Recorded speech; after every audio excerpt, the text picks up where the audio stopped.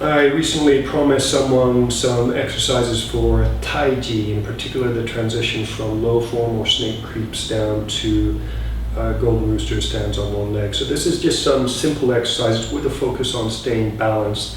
And I'm not going to go all the way down in snake creeps down. I'm just going to try and show you what I focus on, the parts of the body that I focus on during each phase of the movement. And to begin with, I'll show you from the back. So I'll do so with the right leg forward. So this would be the low form. And then transferring weight to the front leg, this would be standing on one leg, golden rooster standing on one leg. I suggest to begin with, because it's the right leg that's reaching out, focus on shifting your weight or keeping your weight steady on your left leg. So you can roll the shin out, make the left foot feel stable so that you can easily lift the right foot. In addition to making your left foot feel stable, make your left hip feel strong. And what's probably more important is that you can use the muscles of the left hip to lift the right hip or lower it or turn it right and left. So that may be an exercise you can start off with, at least with the right leg, for the right leg straight version of low form snake creeps down, is you can stand on the left leg and slowly lift and lower your right leg while keeping the left foot stable. And you can notice the tension in your left hip as you do so. So this becomes more tense to lift the right hip, then it is still tense but is lengthening in order to lift to let the right hip move down. And I'm not using this waist to pull the hip up, although that is an option. For Tai Chi in particular, I would suggest focusing on the hip, trying to use the hip to control the hip muscles to control the tilt of the pelvis. Another exercise that you can do, which also involves the left hip muscles, lift the pelvis just enough that you feel tension is even, perhaps on the inner thigh and here on the outer hip, and then try to turn your pelvis towards the standing leg and then away from the standing leg while keeping tension in the left leg and hip and also keeping the left foot stable. So stand on your left leg, left hip stable, and what you can practice doing is bending the left knee and reaching the right leg to the right. And as I reach the right leg to the right, I'm also reaching it back at the same time. And I'm finding just stay comfortable. You can play with different positions. You can reach it straight out to the side so it's parallel with the left foot, or you can try reaching it back. But in all cases, try and do that transition smoothly.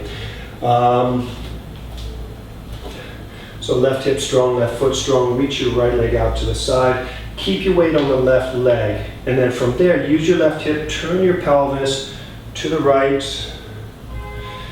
Turn your pelvis to the right, using your left hip to drive the turn, and then slowly transfer weight to your right foot.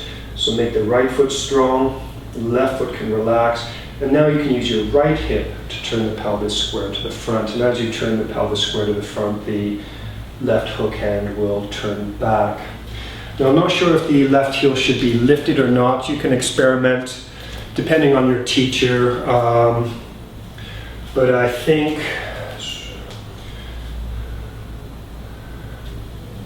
so you can turn the foot and keep the left foot down. So here my weight is approximately even between both feet, but I'm focused more on the right leg, so my intent is to go forward.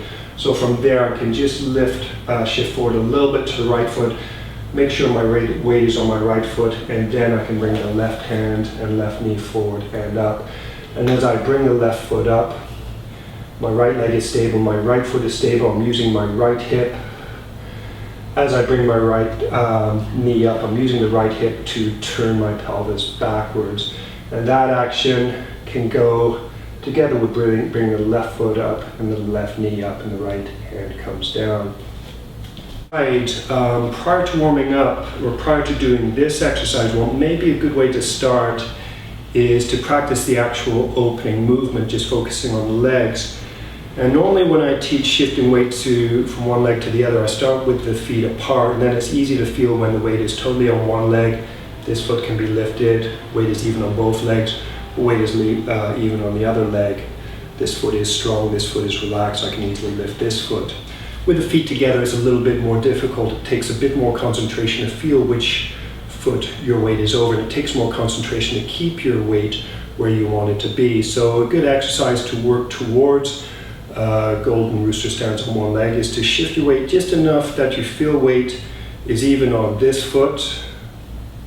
And then without moving your upper body, try and lift the unweighted leg, move it out to the side. And I have to work hard to keep this foot stable.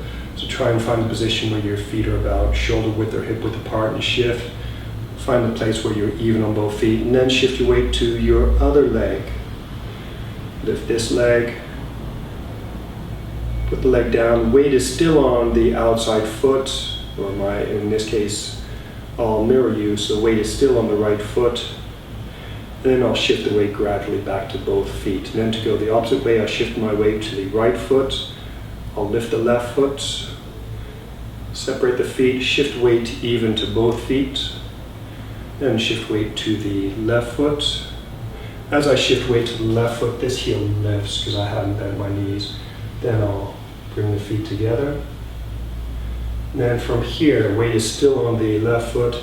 Then I'll shift gradually back to both feet. So that would be a good place to start to practice being aware of where your weight is, and that can be used as the beginning of the Tai Chi practice. You can include the arm movements if you like. Another thing to be aware of while you're practicing that is, where's your weight? Is your weight slightly forward so your toes press down? Is your weight slightly back so your toes can relax?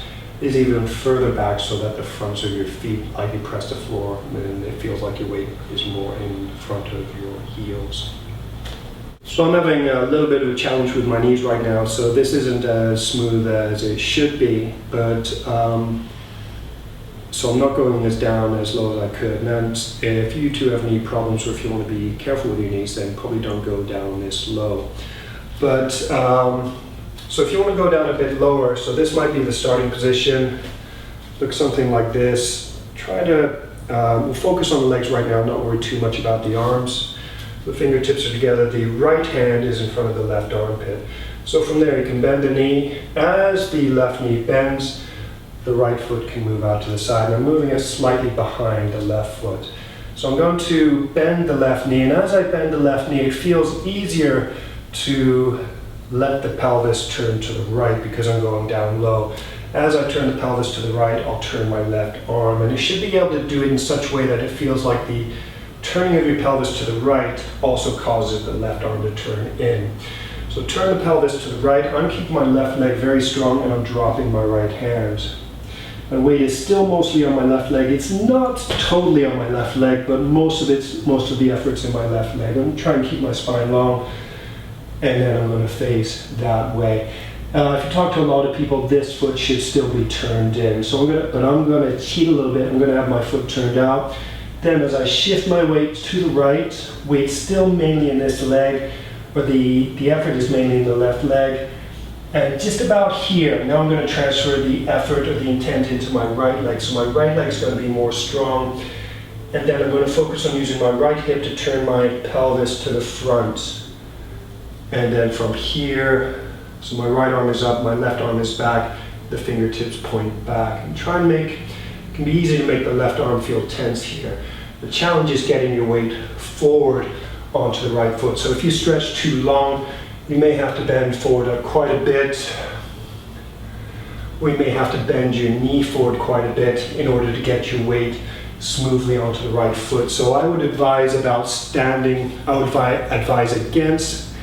standing with the feet too far apart so that it is easier to get your weight onto the right foot.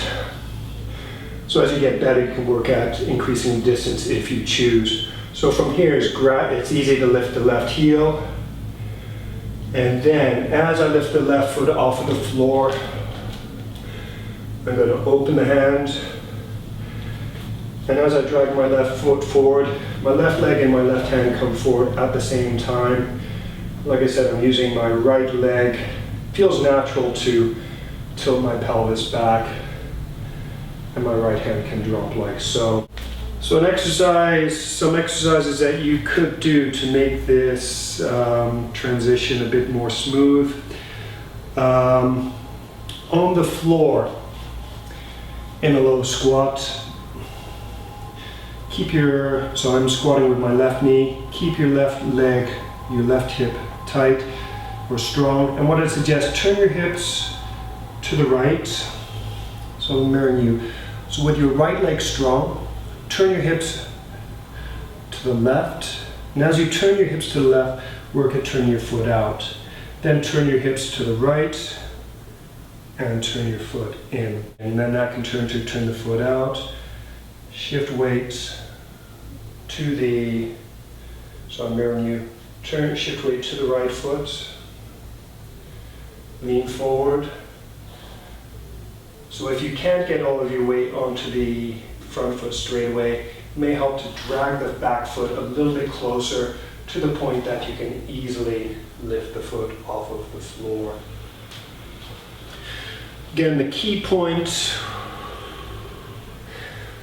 I'd say the most important point, so that you feel stable and not wobbly when moving onto into the Golden Rooster Stands on one leg, is working on your foot stability, and that's something that you can do, like I said, in the opening movement. Make your foot feel stable. I'll include some links or have a look through my video list for foot exercises for people with flat feet. Those exercises are very good for learning how to stabilize the feet. There's also one on stabilizing the ankles as well. Lifting the heel, so heel touching forward, lifting the heel. This can be another transition for the arm. So lift the heel, drop the front arm. Lift the heel, drop the front arm. Lift the heel, drop the front arm, and also let this hand swing forward like so. Is that the way it works? Let's just try that. Lift the heel. Okay, change that slightly. And this is what I mean by experimenting. So lift the heel, drop the back hand. And then as you shift your weight forward, as you lift the back foot, that's when the front hand comes down. Okay, so lift the heel, open the back hand, maybe relax it so it swings down, and then shift your weight forward, lift the foot. As you lift the foot, drop the front hand, lift the same side hand. Try it, and again, play around with it. Can be better if you have a teacher who will tell you this is exactly the way you do it. But if you play around with it, you give yourself a bit more flexibility and you can adjust as you see fit. And if you've got experience actually doing this with a partner, or if you're doing push hands, and that's when you'll see whether the move is actually effective or not. But short of that, work at creating, putting the movements together in such a way that it feels connected, so that one movement, so you don't have to think about what you're doing, so that the movements naturally work together, and you don't have to think, okay, I've got to bring my leg forward, and I've got to do this, and I've got to do that. It all works together naturally, and one movement helps the next movement. Hopefully that was helpful. Namaste.